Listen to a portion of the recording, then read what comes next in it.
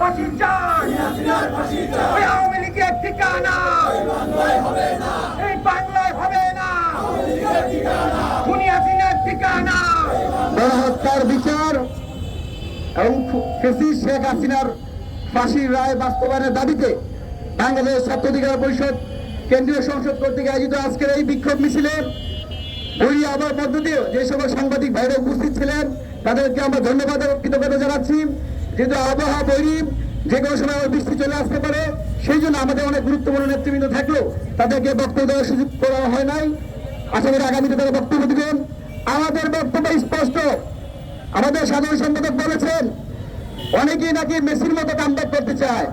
আমি বলবো ফুটবল খেলা ফুটবল মাঠে, খেলোয়াড়রা সব লন্ডনে, তারা কিভাবে মেসির মতো কামব্যাক করে? এই যে গাল গল্প করে আওয়ামী লীগের যারা নিষ্পাপ নাদান মনে করে আমরা ছেড়ে দিয়েছিলাম তাদেরকে উস্কে দিচ্ছে।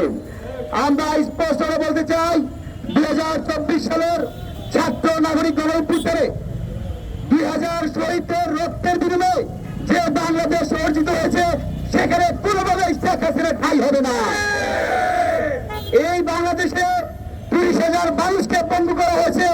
যতদিন পর্যন্ত ছাত্র অধিকার পরিষদের নেতা কর্মীরা বেঁচে আছে ততদিন পর্যন্ত 56,000 বর্গমানের লাল সবুজের পতাকা তোলে 1 ইঞ্চি মাটিতে আওয়ামী লীগ ছাত্রলীগ যুবলীগের ঠাঁই হবে না।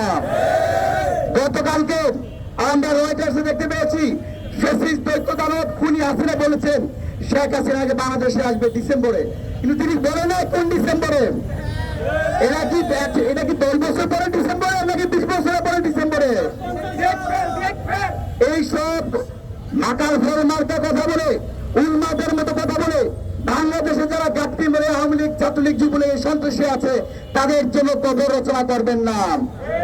আমরা ছাত্র অধিকার পরিষদের পক্ষ থেকে আওয়ামী লীগের সকল স্তরের নেতৃবৃন্দের মধ্যে আহ্বান জানাই, যারা খুনের সাথে জড়িত নয়, গুমের সাথে জড়িত নয়, লুটতরাজের সাথে জড়িত নয়, তাদেরকে বলবো জুলাই যদি মেনে নাও তোমাদের কপালে ইনসাফ জুটবে।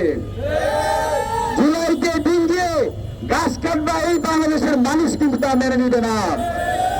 আরেকটি কথা না বললেই নয়, এই 2000 মানুষের যে শহীদের মধ্যে যে বাংলাদেশ পেয়েছিলাম আমরা কিন্তু চাইলেই নেপালের মতো একটা বিশাল বড় পরিবর্তন করতে পারতাম। যারা যে সকল ছাত্র নেতৃবৃন্দরা হেমিলনে বাসের মতো এদেশের সকল শ্রেণী পেশার মানুষকে ডেকে নিয়ে জুলাই অভ্যুত্থান সফল করেছে, মুষ্টিযুক্ত কিছু সমন্বয়ের কারণে সেই ঐক্য বিনষ্ট হয়ে গেছে। সুতরাং এই জুলাইয়ের ডাক্তার হিসাবে এদেশের মানুষ আপনাদেরকেও ক্ষমা করবে না, আপনাদেরকেও শহীদটা ক্ষমা করবে না। যারা মৃত্যু বরণ করে হসপিটালে ছিল তারা আপনাদেরকে ক্ষমা করবে না। সর্বশেষ আমরা কথা বলতে চাই যে বর্তমান সরকারের নির্বাচিত সরকার যেহেতু আছে, বিএনপির প্রতি আমরা আহ্বান জানাই। তারেক রহমান বলেছেন তার যে সিট সেটা অনেক বেশি উত্তপ্ত, অনেক বেশি গরম। আমি বলতে চাই মাননীয় প্রধানমন্ত্রী, আপনার সিট শুধু গরম নয়, এখানে শহীদদের রক্তে ভেজা অবস্থায় হয়ে গেছে। যারা আজকে বিভিন্ন দেশে ছিল, কেউ ভারত থেকে এসে স্বরাষ্ট্রমন্ত্রী আছেন, কেউ জামাতের কনভেনশনে থেকে ফাঁসির কাছে জুলাইয়ের জন্য দিনক্ষণ করছিলেন, তারাও আজকে এমপি মন্ত্রী আছেন, তাদেরকে স্মরণ করে দিতে চাই এই বাংলাদেশের জুলাই না হলে আপনারা এমপি মন্ত্রী প্রধানমন্ত্রী হইতেন না। জুলাইয়ের যে গণঅভ্যুত্থানে গণভোটে রায় এসেছে, অনতিবিলম্বে সেই রায় বাস্তবায়ন করুন। একই সাথে শেখ হাসিনার দীর্ঘ 1.5 যুগ ধরে অন্যায় অনিয়ম নির্যাতন নিষ্পেষণের যে চিত্র, সেই আমাদের ঐতিহাসিক জুলাই স্মৃতি জাদুঘরকে অনতিবিলম্বে জুলাই মাসের মধ্যেই খুলে দিতে হবে। এই যতদিন এই জুলাই স্মৃতি জাদুঘর থাকবে ততদিন পর্যন্ত শেখ হাসিনার যে রক্তচক্ষু ছিল সেই সম্পর্কে মানুষ জানবে। সবাইকে আবারও ধন্যবাদ জানিয়ে আমাদের এই বক্তব্য এখানে শেষ করছি। তবে আমাদের একটি বিক্ষোভ মিছিল শেষ করে তারপরে আমাদের প্রোগ্রাম শেষ করবো। ধন্যবাদ সবাইকে।